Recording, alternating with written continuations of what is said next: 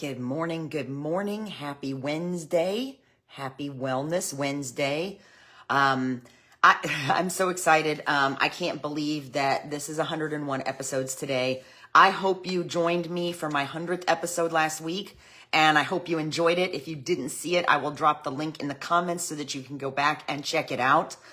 Congratulations to Debbie on winning the prize that I gave away, which is a signed copy of Unstoppable Volume 2, which is a book, a best-selling book that I have a chapter in. And I will be reaching out to you to get your shipping address so that I can send that to you. I'm so grateful for the opportunity every week to talk about things that are important to wellness, to mental health. If you're just stumbling on my page, my name is Donna. I'm a mom, a nana, a girlfriend, a graduate student studying for my Master of Science in Clinical Mental Health Counseling, a jazzercise and line dancing junkie, a runner, and I have my own activewear boutique, as well as being a part-time program director for my local NAMI affiliate.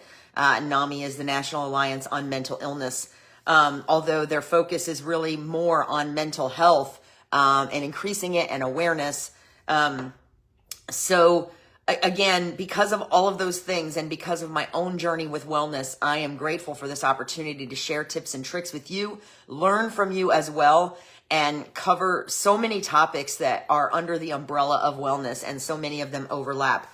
So if you're here, let me know you're here. If you don't see this until afterwards, feel free to still ask questions, drop a comment, whatever, because Facebook doesn't always show me if you're on, and it doesn't always show me questions and comments while I'm live. So I frequently end up answering things after the fact. So if I don't see you, if I don't acknowledge you, it just means that it didn't show it to me, and I will respond when I'm done. But again, if you don't see this even for 2 weeks, don't hesitate to message me. If you have a question, drop a comment, whatever. All of my Wellness Wednesday videos are right on the videos tab of my Facebook page. You can scroll back through my feed or go to the videos tab and find every video I've done. But in the meantime, this opportunity also includes having difficult discussions like the one we're going to have today. But before I get started, I want to acknowledge that there are many, many, many viewers of mine that are in the path or in the cone or in a possible impact area for what is going to be, if it's not already, I haven't looked at the news yet this morning, what is expected to be Hurricane Helene. So I can't express enough how much I hope that you are safe, that you are making preparations if you're in an area that's going to be impacted, and that you make sure you check in with loved ones, let them know you're okay, make plans so that everybody has a safety plan, is prepared, and knows how to get in touch with each other and meet up after the fact. And the best we can do is hope and pray, whatever that looks like for you, that this storm is nowhere near the intensity or the impact that is currently expected. And again, like I said, I haven't seen this morning's updates. I try not to look at the news or anything like that until after I've been up a while. So just please, all of you, be safe. With that said, hurricane or not, I cannot let Suicide Prevention Month get by without having a conversation about having conversations. Suicide Prevention Month has been this entire month of September. And why did I wait until the last week? Well, for the same reason that a lot of us don't like to have that conversation. It's uncomfortable. We worry about talking about suicide because we can't comprehend it. It's uncomfortable. We don't want to approach it. We don't want to talk about it. We don't want to think about it. And we are often afraid that we are going to put ideas in somebody else's heads if we bring it up. So it's important to talk about it. There's studies upon studies that show that asking the question, if need be, good morning, Miss Dawn, asking the question, if need be, does not increase the risk.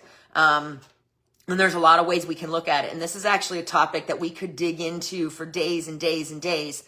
So as is usually the case, because I'm not a doctor, not yet a licensed mental health counselor, I'm going to give an overview of some basic things to get you started on trying to look at suicide and suicide prevention a little bit differently. So here's one of the things that brought this up, I've been thinking about it all month, obviously, but also with, it seems like, and I don't know if it's the red car effect, which I've talked about before, whatever we're thinking about is what we will find, whatever we're looking for is what we will find. But because suicide prevention has been on my mind all month, good morning, Miss Carla, I feel like it seems like I have heard of what seems to me an abnormal amount of what would be now called completed suicides, is, I guess, the proper way to say it. And I don't know if it's that there really have been more, or if it's just more on my radar because I work in the mental health field and I study in the mental health field, and it is Suicide Prevention Month. So it could be the red car phenomenon, but it seems to me that it's odd that during Suicide Prevention Month, there seems to be more of it that I'm hearing about, and that is heartbreaking, to say the least. So, with that said, let's talk about some quick facts from NAMI.org, who is one of the leading organizations behind Suicide Prevention Month. On individual impact for suicide, 79% of all people who die by suicide are male, which is astounding to me. Although more women than men attempt suicide, men are 4 times more likely to complete suicide. Suicide is the second leading cause of death among people aged 10 to 14, which is mind-blowing to me. And the third leading cause of death among those aged 15 to 24, and 12th leading cause overall. Those are some really scary numbers. 46% of people who complete suicide had a diagnosed mental health condition, but research suggests that 90% may have experienced a mental health condition or symptoms of one.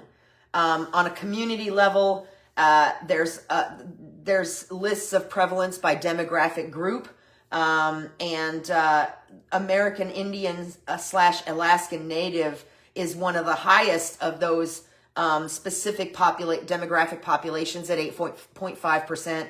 High school students at 22%, and LGBTQ youth at 41%. So there's a lot of other factoids here, and those can all be found on the NAMI.org website. But those quick facts, those specifics are kind of scary, and they're definitely attention getting.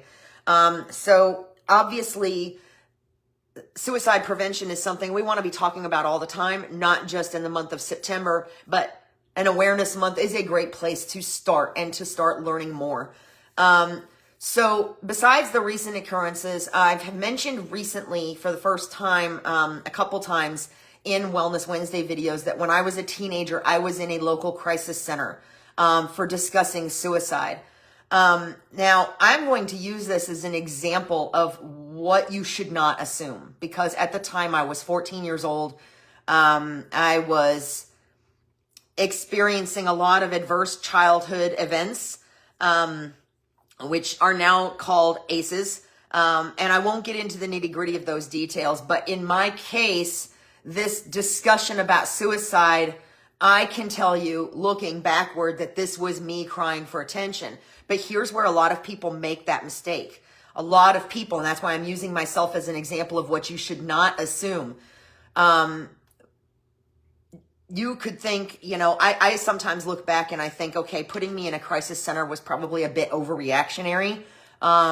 If somebody had done some of the things that I'm about to talk about, maybe the conversation would have cleared some things up. I really was seeking attention. But I do know that I was not in a good headspace. So maybe it wasn't overreactionary. Maybe putting me in a place that could be considered safe and counseling me about my experiences and the things that were going on were the way to keep it from progressing farther. My point here being that while I can say to you that in my case, I probably was seeking attention that I wasn't getting in the right places, you should never assume that. You should never assume that that's what's going on with somebody. And it may, we will never know if them not assuming that was the problem was the right decision or not. But I can tell you that based on my experience as an adult and what I've seen and what I've learned through taking my own QPR class, which I'll also talk about in a minute, you should never assume that. You should never use you should use me as an example of what not to do, is what I'm trying to say. I will speak strongly in that department that you should never, ever, ever assume that someone is just doing it for a cry for attention. And I've been guilty of doing that in another situation as well, where I assumed somebody else was just crying for attention. And if I gave you the context, you would probably agree with me. But the point here is that if somebody is talking about death, talking about suicide, or exhibiting signs of suicidal ideation, you should never assume anything other than taking what they're saying to you at face value. So with that said, here's some signs that we want to make sure we don't overlook, and that we understand, because we need to be able to talk about it. So the more that we can be aware of what kind of signs can be exhibited, and most of these we've heard before, but there may be a couple that you didn't, or maybe you just haven't been in a situation where you had to really give this any significant thought. Hopelessness is a very strong predictor of a suicide attempt or completed suicide. Oftentimes that looks like talk of unbearable feelings, having nothing to look forward to, being a burden to others, and not having a future, like I said, not having anything to look forward to, or experiencing unbearable feelings or pain. And even if that person is listing off all the things that they find unbearable and you don't think they're a big deal, remember, I would encourage you to remember that everybody's perception is different. Everybody has a different pain threshold. So keep that in mind. Common warning signs in behavior and mood include withdrawal, hopelessness. We just talked about that. Extreme mood swings, a focus on death, increased substance use, reckless actions, planning, and by planning, I mean starting to plan what death looks like, especially if it's way premature. That can manifest in a lot of different ways. But if they're planning their death, if they're planning their funeral, that's definitely a red flag. But there's some more subtle signs that a lot of times we don't pick up on. And that results in blaming ourselves that we should have known somehow. And it's not our fault. 99% of the time, we don't have the proper training. We don't even have the ability to wrap our minds around the fact that somebody might be truly considering that. So it's not reasonable for us to blame ourselves as much as we as humans are inclined to do so.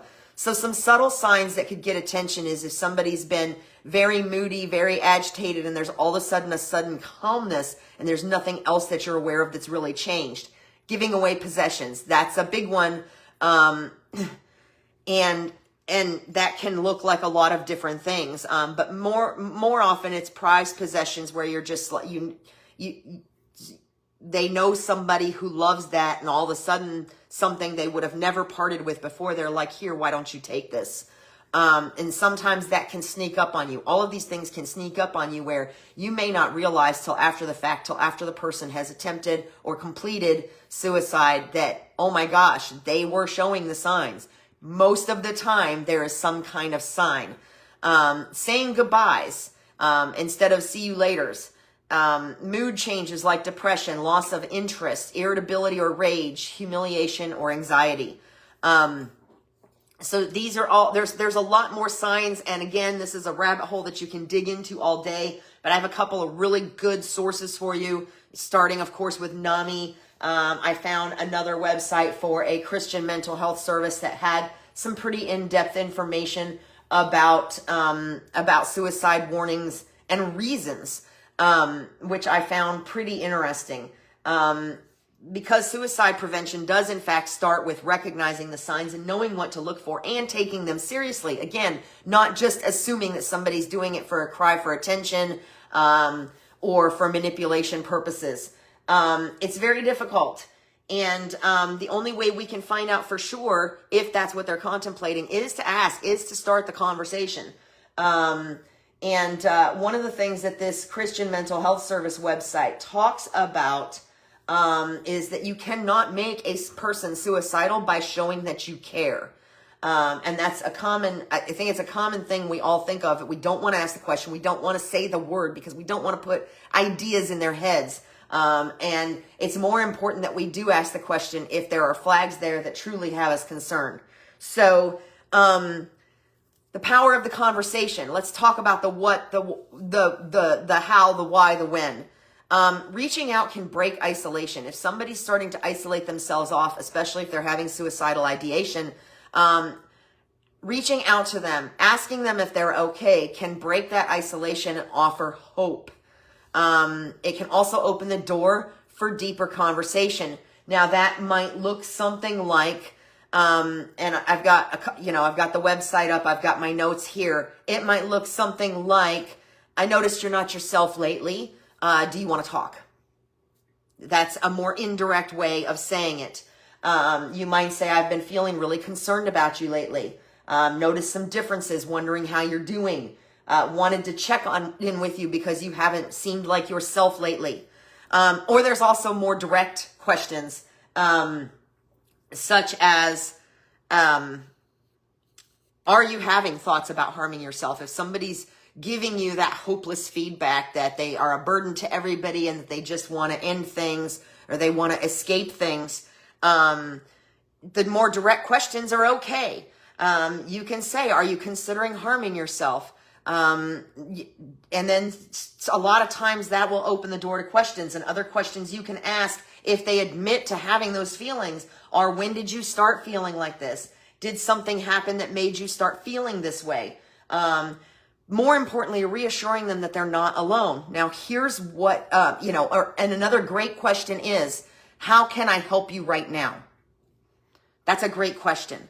But it's important to ask it in a way that they know you care, that shows true concern. Things that you should not do is say things like snap out of it, or you don't mean that, or you just want attention, like I used myself as an example. Those are not ways to approach it. It's really super important to give them an unconditional space and not try to offer advice or minimize their feelings in any way. And you may be thinking, oh my gosh, this is for a professional. And yeah, that's part of the problem, is that we all are like, oh, this is for a professional. They need to seek a professional. But a lot of times they don't seek a professional, or they do unsuccessfully before this becomes a problem. So it is really everybody's business. Suicide prevention is really everybody's business. And we need to remember that asking the question does not put the thought in their head. It's more than likely already there if they're thinking about it. And it doesn't increase the risk that they're actually going to complete or attempt suicide. So we have to create a safe space. As far as the how and the when, anytime that you feel like it's really potentially an issue, you need to ask the question, even if it's as simple as, I've been feeling concerned about you lately. Are you doing okay? But we got to create that safe space, okay? And we can do that by being present. We're not looking at our watches. We're not looking at the TV. We're not looking at the cars going by, at our phone. I can't grab my phone because I'm on it. But we have to be present and listen without judgment, and more importantly, not trying to fix.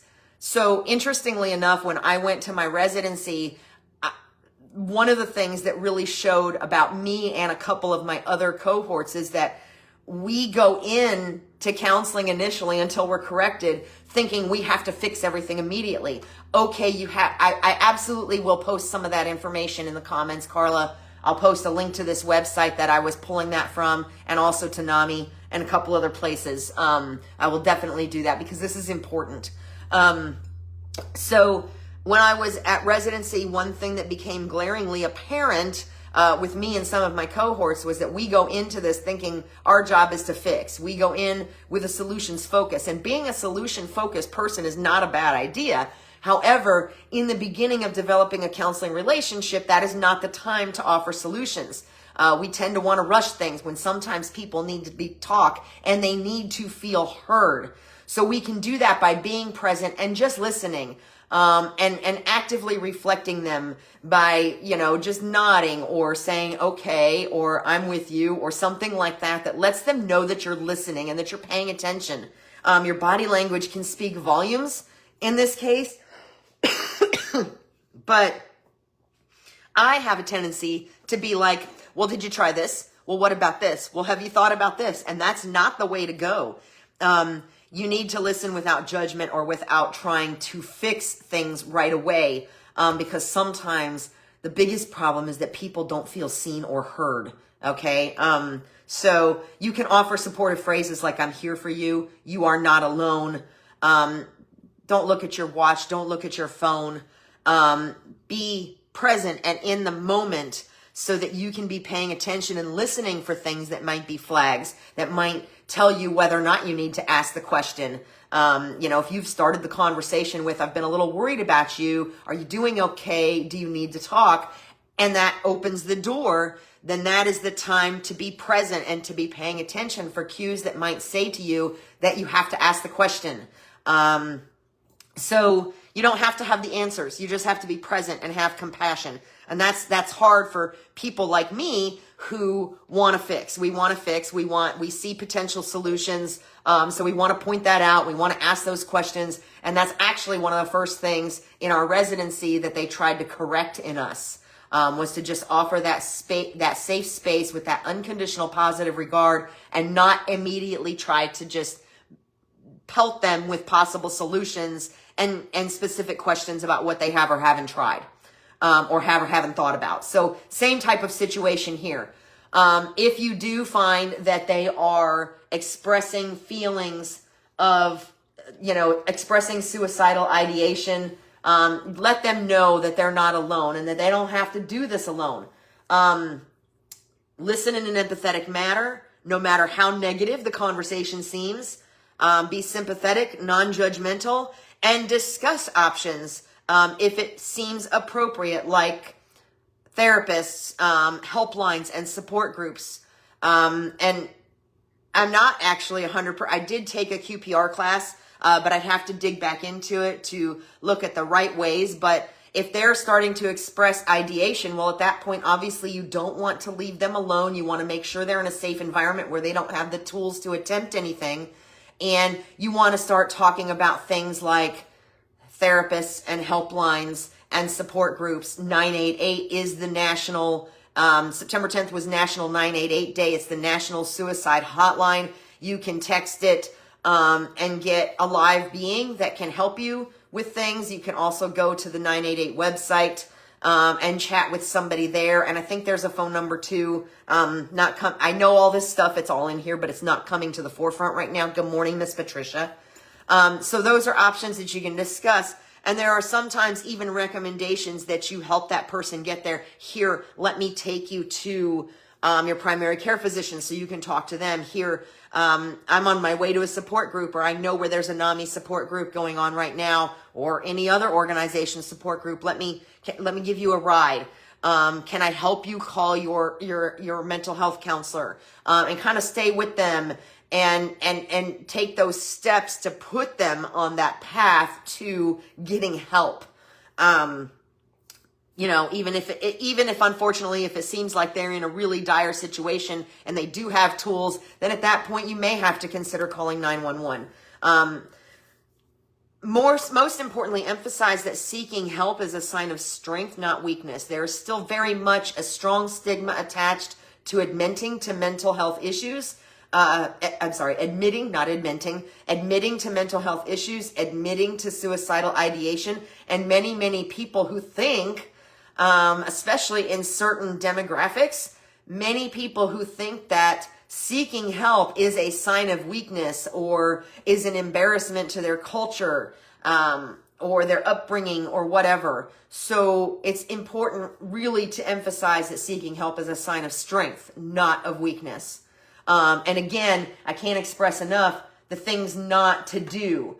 Don't argue or tell them how much they have to live for, or act shocked and lecture them on the value of life or the wrongness of suicide. Do not promise confidentiality, because if their life is at stake, you may have to speak to someone on their behalf to keep them safe. Try not to offer advice, or make them feel like they have to justify their feelings. And as always, and I've mentioned this already today, try not to blame yourself. So another important thing is self-care when you're helping others, because you cannot help somebody else if your cup is overflowing. We've talked about this many, many times before. And in this case, that probably means some boundaries, knowing your limits, knowing when to say no. Helping someone that's in a bad situation does not necessarily mean you have to be on call for them 24/7.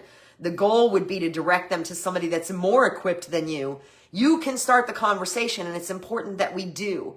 But we also have to know our limits and know what we're qualified to do and what we're not, and try to help them get to someone who is qualified to help them, so that we're not taking on that entire thing, their burden, our burden, the whole thing by ourselves. Because we don't have to do it alone either. We don't have to be alone in that situation, and we don't have to be alone in helping someone in that situation, if that makes sense. So it's important that we know our boundaries and know our limits and know what we're qualified to help with, and at what point we need to try to steer them gently towards the help they need that goes way beyond us. It's okay to seek your own support. You may be listening to this right now and thinking of somebody you know that something I've said has raised a flag. You may be listening to this right now and thinking, maybe I need to talk to somebody. And that's okay, because again, seeking help is a strength. It's not a weakness. I still seek support from time to time. So it's okay to seek your own support. Know that. Again, strength, not weakness. You have to know your limits, and that includes knowing when you are the one that needs the help, whether it's because you have suicidal ideation or because you are starting to feel overwhelmed and a little negative and starting to feel like a burden. And this can sometimes especially be the case with caregivers, either parents or caregivers of somebody else that has health issues, whether they be mental, medical, whatever. That can be very overwhelming and very oppressive in our brains and emotionally. So it's important that we know to seek our own support when the time comes. And again, that can look like contacting your primary care physician for a referral to a counselor. That can look like a support group. There are actually many in Citrus County where I live. And if you start looking, even if you just Google support groups near me, you might be surprised what you find. Again, if you're not looking for it, you won't see it. But once you start looking for it, you might be surprised what you see. A lot of churches do support groups. There are 12-step programs. There are support groups that have branched off of 12-step programs. Just in my county alone, we have the NAMI support groups that are for family members of people with mental health issues and then adults living with mental health issues. We have a teen outreach group. Many of the NAMIs everywhere have all kinds of different types of support groups. Or can point you to some if you need something specific. We also locally here, not NAMI related, there's a couple of, I just lost the word, has to do with grief. I'm like, good Lord, it's just gone. There are some grief support groups for people that have lost loved ones. So those are all important things, and the simple act of Googling them, as we know, can pop up ads and all kinds of information about them all the time. But if all else fails, you can go to NAMI.org. You can use the Find an Affiliate link, put in your zip code, and it will show you the affiliates that are closest to you so that you can get help you need almost right away. A lot of these NAMIs offer virtual support groups. So if you can't or don't want to be seen going to one locally, or in person, sometimes there's virtual group options. Caregivers, there's a book called, that NAMI has endorsed called You Are Not Alone for Parents and Caregivers. That's a great resource. I'm going to post the information about that as well. But part of that self-care, whether it's to help yourself or to help others, is to make sure that you know your limits and that you seek the help you need when the time comes, and that you know your resources, and they are there. So whether you are helping someone else or helping yourself, you do not have to do it alone. So that's the crux of it. It's okay to start the conversation. And I know this is actually shorter than where I usually go. But I also have to be careful of how much I flesh into details, or as I said, we could be here for hours.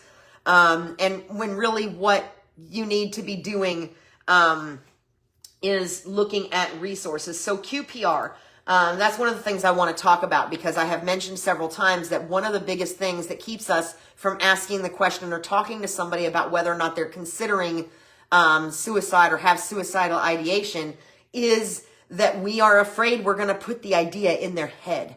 And I've experienced that before. I've had people that I was concerned about, that I was like, ooh, I don't want to mention it. I don't want to give them any ideas.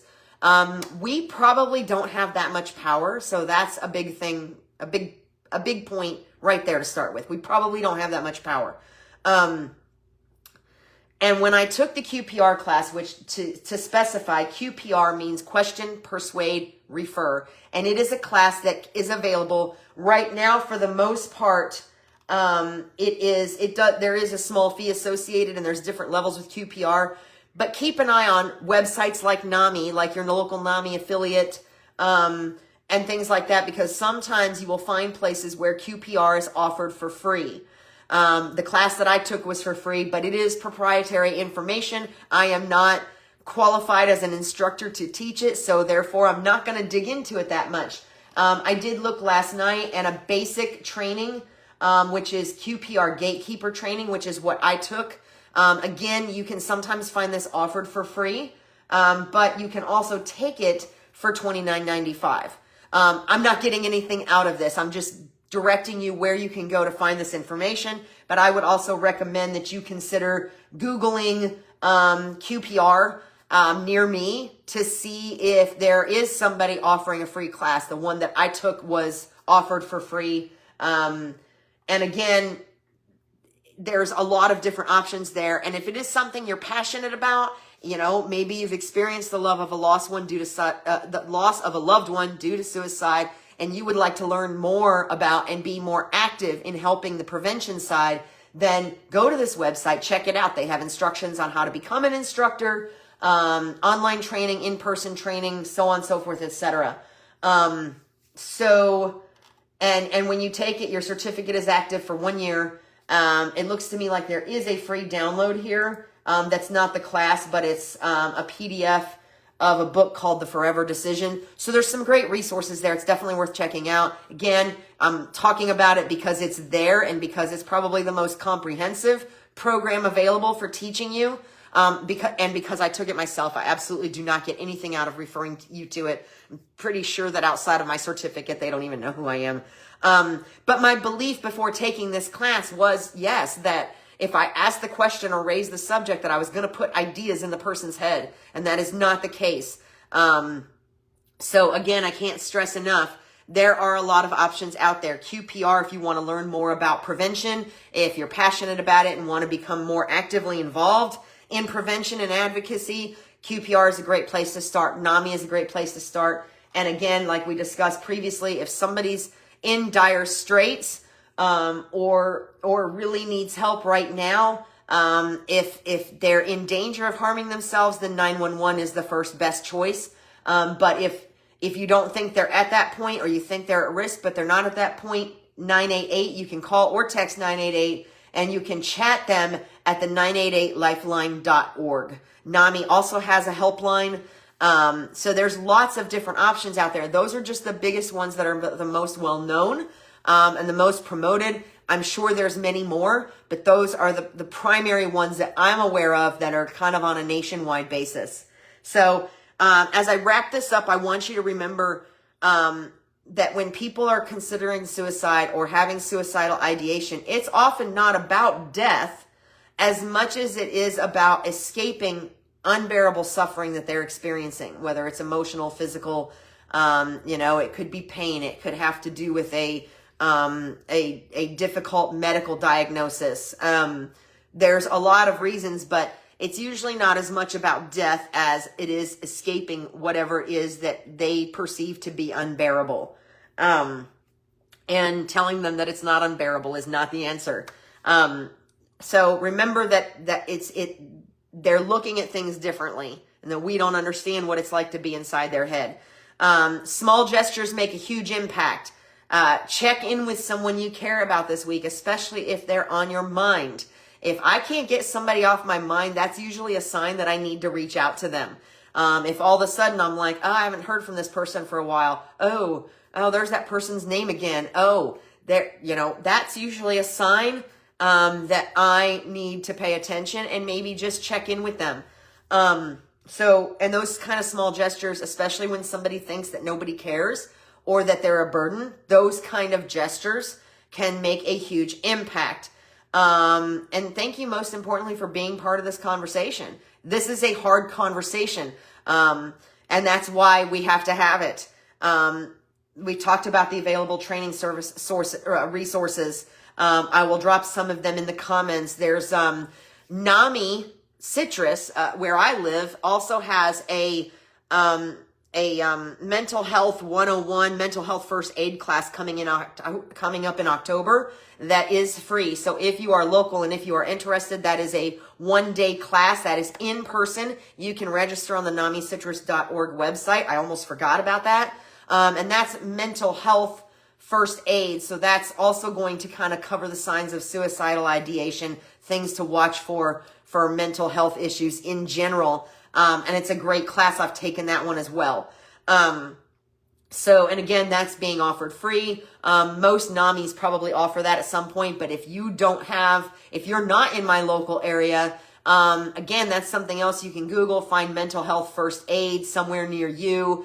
Chances are there's a NAMI affiliate, or some type of wellness agency, or maybe even your local hospital, or a group of providers who are offering that class. Definitely worth looking into. So mental health first aid, QPR, which is the question, persuade, refer, NAMI, of course, and then 988, which is the National Suicide Helpline.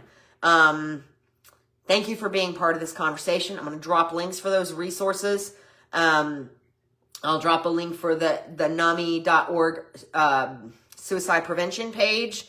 And you can just go from that page if you want to look for a local NAMI affiliate near you. You can go from there on their webpage to find it. I'll drop a link for the local mental health first aid class that is coming up in October, for the QPR website.